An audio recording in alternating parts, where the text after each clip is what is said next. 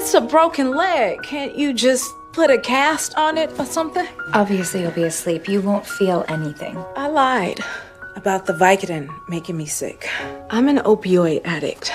I've been clean for 10 years, but one dose could send me right back. Do whatever you need to do to fix my leg. But you can't use any narcotics.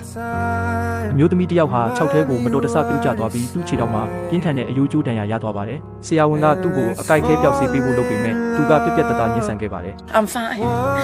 I made it through childbirth without drugs. I can make it through this. That hurts less than childbirth? ဆရာဝန်ကထပ်မံစစ်ဆေးကြည့်တဲ့အခါမှာတော့သူ့မှာပြင်းထန်တဲ့အယိုးပြဲဒဏ်ရာလည်းရှိနေတာကိုတွေ့လိုက်ရပါတယ်။ဒါကိုတံမိုးတွေသုံးပြီးပြန်ပြင်ဖို့ခွဲစိတ်မှုလုပ်ဖို့လိုအပ်ခဲ့ပါတယ်။မော်ဂန်ကမေးစေးအမျိုးအစားအသစ်တစ်ခုသုံးဖို့အကြံပြုခဲ့ပါတယ်။အဲ့ဒီခါကျမှပဲအဲ့ဒီအမျိုးသမီးကအမှန်တိုင်းဖွင့်ပြောပါတော့တယ်။သူဟာအရင်ကဆေးဆွဲခဲ့ဘူးသူတစ်ယောက်ဖြစ်ပါတယ်။ဘလို့မေးစေးပမာဏမျိုးမဆိုသူ့ကိုအဲ့ဒီလိုမှောင်မိုက်တဲ့နေ့ရက်တွေစီပြန်ရောက်သွားစေနိုင်ပါတယ်။ဒါကဆရာဝန်တွေကိုခက်ခဲတဲ့အခြေအနေတွေရောက်သွားစေခဲ့ပါတယ်။ရှားကတော့ခွဲစိတ်နေတော့သူ့အာယုံပြောင်းသွားအောင်တချင်းဖွင့်ပေးထားဖို့အကြံပြုခဲ့ပါတယ် Yeah, we hammer a 9-inch rod through her tibia, but she's okay because she's listening to the soundtrack from Hamilton. I said certain surgeries. Okay, that's the answer. I'll get her prepped. အန်ဒရူးကတော့မေးစေးမပါရင်ဒဏ်ရာပိုတက်တာစေမဲ့ပြင်ပကနေထိန်းချုပ်တဲ့အယိုးကွင်းမဲ့သုံးလို့ရမယ်လို့ယူဆခဲ့ပါတယ်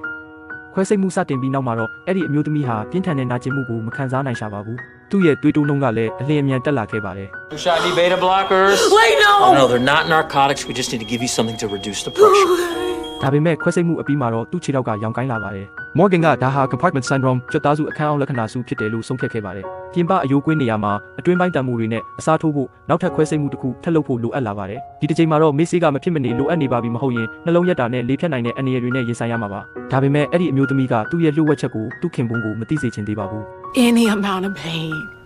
is better than losing everything again. How long can you keep secrets from the people you love before they stop being the people you love? Every relationship has secrets.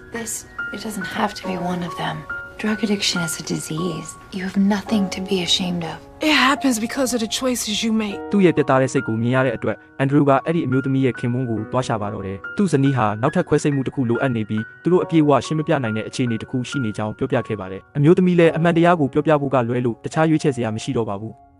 I'm an opioid addict. How could you ever think I'll stop loving you? I love you. And I know you mean that. But I'm not as strong as you think.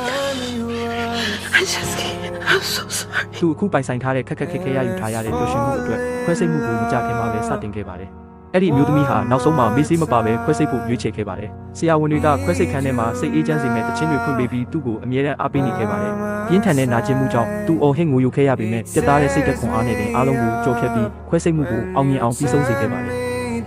She definitely is a Wonder Woman. You were right the first time. She's totally irrational, needlessly endangering her life. But I understand why.